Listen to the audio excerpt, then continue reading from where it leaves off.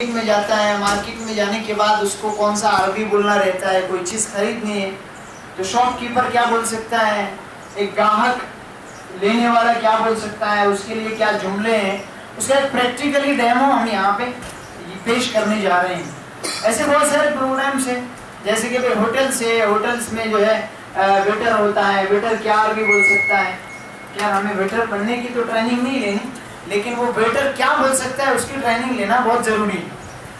तो इस तरह की इसको तमसील बोलते हैं। इस तरह में गोया एक डेमो है, एक नक्काली है, वो यहाँ पर ये लड़के पेश करने जा रहे हैं, जिसमें एक दुकान होगी, एक दुकानदार होगा, दुकानदार कुछ बेचेगा और कुछ कोई एक आदमी आएगा जो खरीदेगा, और ख़रीदने के बाद फिर वो अपने मकान पे ले जाएगा, वहाँ दावत होगी।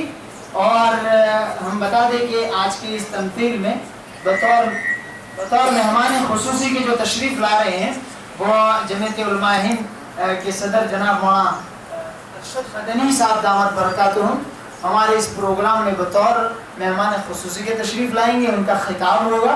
यह पूरा एक क्या मतलब मसरहिया एक ड्रामा है जो अरबी ज़बान सिखाने की घर से मुनाकिद किया जा रहा है। तो इंशाअल्लाह बस हम शुरू करते हैं इसको।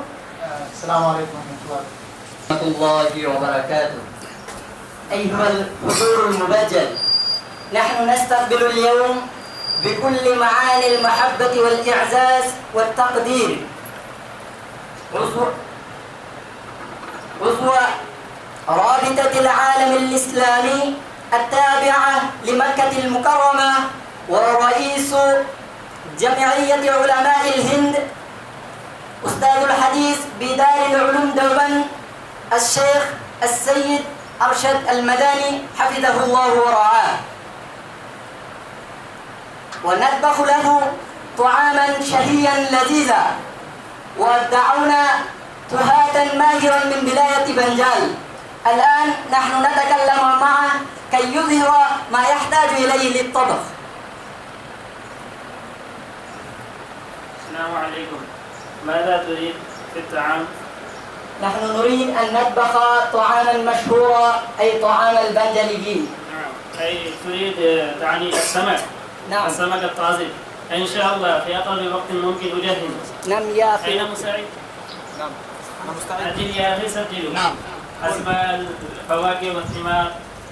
أولا سجل. السمك الذهبي والسمك الشمشي والأرز فراولة और Kurkumbh, milk, fulfil Ahmar, Aswad, fulfil अखضر وكل ذلك من الأشياء نحتاج. هنا كم كيلو السمك؟ 1 كيلو، 1 كيلو، والملح نصف كيلو. نعم، عجلوا. نعم نحن ندعو بالسرعة. نعم لأنه الشيخ سوق سيارة. نعم سريعا.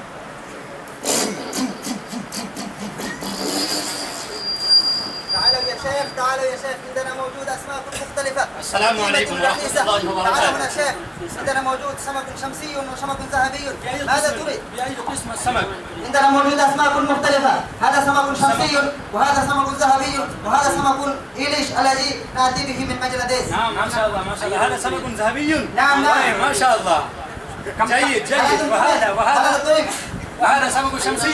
نعم نعم ما شاء الله. هذا سمك إيليش الذي نأتي به من بنجلاديش. نعم بأي قيمته؟ 500 فقط. 500. لا من بنجلاديش لا تجد في الهند. قلل. لا تجد في الهند ولذا قيمتها أيضا غالية. قلل. نعم لكم 400 فقط. نعم لا بأس. وهل تجد أرخص من ذلك فتشوق مجانا. لا بأس. ولذا خذ. لا بأس. لكل سمك آتي 5 كيلو. نعم يا أخي نأتي. خذ. ولن تجد أرخص من هذا. لن تجد أرخص من هذا في السوق كله. نعم جزاك الله. جزاكم الله جزاكم. تعال أحتاج إلى أن أشتري الخضروات والتوابل. نعم أي شيء باقية؟ نعم الخضروات باقي هنا موجود. نعم هذا. السلام عليكم ورحمة الله وبركاته. وعليكم السلام. كيف الحال والبال شيخ؟ الحمد لله. ما شاء الله. سمعت أن تبتاعان الخضروات بثمن أرخص. لا هذه أثمار. أثمار لا بأس، أحتاج إلى أن أشتري أثمار أيضا. هذا بطيخ، نعم، هذا أمج، هذا موز. انزع ما هذا بطيخ؟ وين انزع ما شاء الله، هذا بطيخ. بكم نعم، البيع؟ نعم. في كيلو 50 روبية. نعم جيد ما شاء الله. وهل عندك موجود التفاح؟ نعم. البرتقال أيضا؟ نعم. أمباج؟ نعم. موز؟ نعم كل شيء متوفر. كل شيء موجود. ماذا تريد؟ نعم ما شاء الله. نعم قل هذا ترى هو قيمته في كيلو 20 روبية هذا. 20 روبية. 20 روبية؟ نعم. لا قليل. في أي شهر أو في نعم، أي مكان أمباج في أقل سعر سأعطيكم إن شاء الله بلا ثمن. لا بأس. أعطني الموز ولكن قلل البطيخ. نعم خذ هذا وخذ نعم. مجانا. شيء. نعم نحن نشتري كل شيء. نعم لا بأس، هناك أزاع. فخذ هذا أيضا مجانا. جزاك الله. لا بأس. اذهب. جزاك الله. السلام عليكم. كيف تأخذ هذا الشيء؟ نعم السيارة. نعم هذا ضاع في جلست؟ نعم. ما شاء الله، اهلا وسهلا مرحبا. حجيجي. ما اتيتم كل شيء. السمك والبطيخ والموز والعنبج والبرتقال والتفاح. حجيجي. يقطعون السمك. نعم. أين المنة؟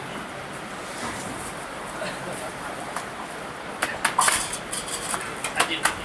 أنت أين زين؟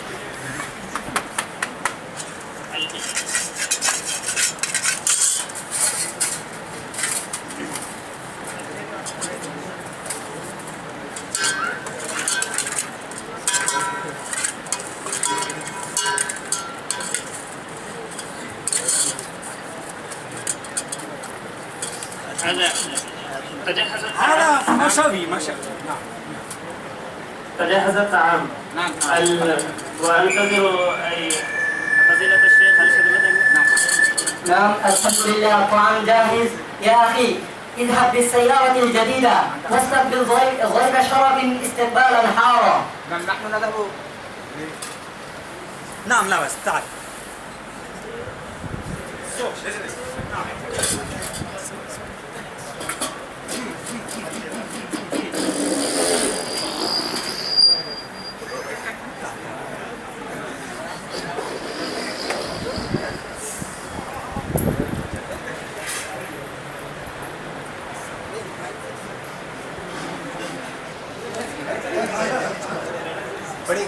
इसमें से हटो, अरे सामने से हटो, مرحبا بك يا ضيفنا الكريم، مرحبا بك يا ضيفنا الكريم. أنتم أكرم الناس كالكواكب في السماء، أكرم بهم من معشر الأبرار. أنتم غرس رب العالمين وأحزابه، أنتم الأخيار لمنتهى الأبرار. أنتم نشرتم شريعة محمد بالورى في السهل والجدران والأنصار. أيها الحضور المبجل، إن ضيوفنا الكريم قد حضر هذا المجلس. الآن نحن نطلب منه أن ينصحنا نصيحة غالية.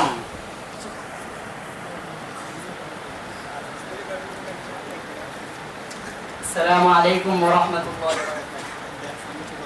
وعليكم السلام ورحمة الله وبركاته. إنك لتسر إن هؤلاء الطلاب قد حضروا من حوالي 17 بلاد لتعلم اللغة العربية، وساهموا في هذه الدورة التدريبية التابعة للمعهد العربي الإسلامي المنعقدة في رحاب الجامعة تحفيظ القرآن بإسلام قرى. فنرجو منك أن تنصحنا نصيحة غالية نستفيد منها. السلام عليكم ورحمة الله وبركاته.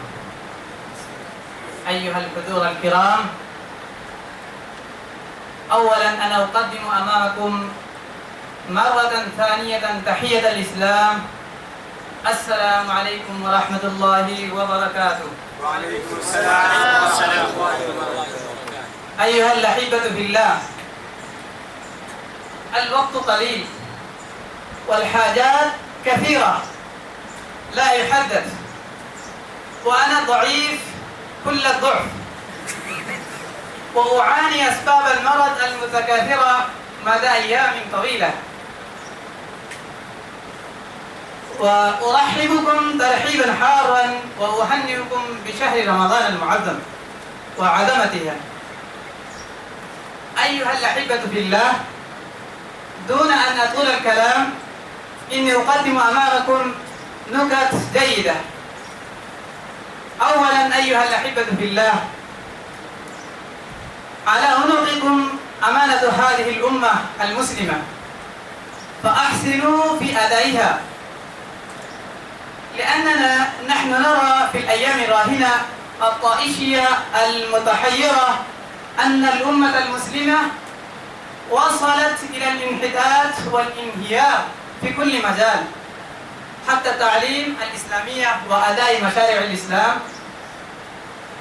فالضرورة ماسة إلى أن تكونوا دعاة قادة لسلامة شعائر الإسلام المسلمة.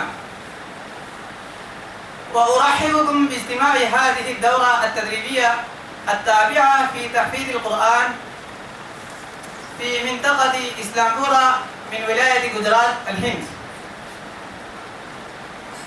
وهذا المعهد يقيم الدورات التدريبية لشهر واحد من حين لآخر في المناطق المختلفة، لتنال اللغة العربية تمام نصيبها في الشيوع والانتشار والإتقان والإجادة. والحقيقة أن هذه الدورة التدريبية لعبت ولا تزال تلعب دورا كبيرا فعالا في بث الشوق والرغبة في تعلم اللغة العربية على الوجه المطلوب، ويؤدي مهمة كبيرة في إحداث الذوق العربي السليم في الطلاب الوافدين وتدريبهم على التكلم والتعبير عما في ضمائرهم بالارتجال والتمحص فيهم لهذه اللغة، باردة لتشحيذ المواهب وتفجير الطاقات وتنمية المؤهلات وإنشاء القدرات الفائقة وتفكيك القرائح. وهي دورة تدريبية نشيطة فعالة تدرب طلابها والدارسين فيها وتثقل مؤهلاتهم الجامدة وتثقف أبناؤها ثقافة إسلامية عربية. وهنا من مميزات هذه الدورة أنها توفر جميع التسهيلات للمشاركين فيها وتتكفل جميع مرافق الحياة خلالها، كما تمنح للمشاركين منحة ومكافأة مبلغها 1000 روبية هندية. ومن أهم خصائصها أنها توجه الدعوة إلى المثقفين في اللغة العربية والمشتغلين بها لتقديم محاضراتهم القيمة وآرائهم السديدة في ضوء خبراتهم الطويلة ودراساتهم الأدبية اللغوية.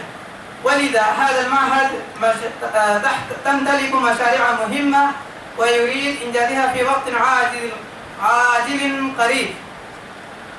وفي الختام أدعو الله تبارك وتعالى أن يجعلنا قادة دعاة حافظا لتحقيق المشاريع الإسلامي في أبناء العالم كله ولا سيما اللغة العربية. آمين ثم آمين، والسلام عليكم ورحمة الله وبركاته. في حياة الشيخ الآن نحن نقدم أمامه الطعام.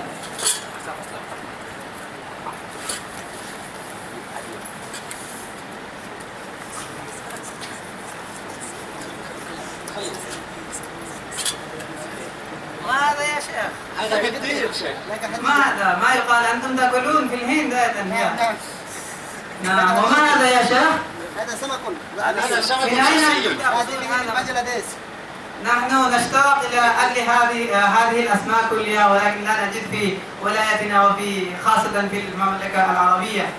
بشكركم الحمد لله. أنتم جهزتم. نعم الحمد لله. اليوم فرصة ذهبية أن تأكل شيخ. نعم إن شاء الله إن شاء الله. نعم.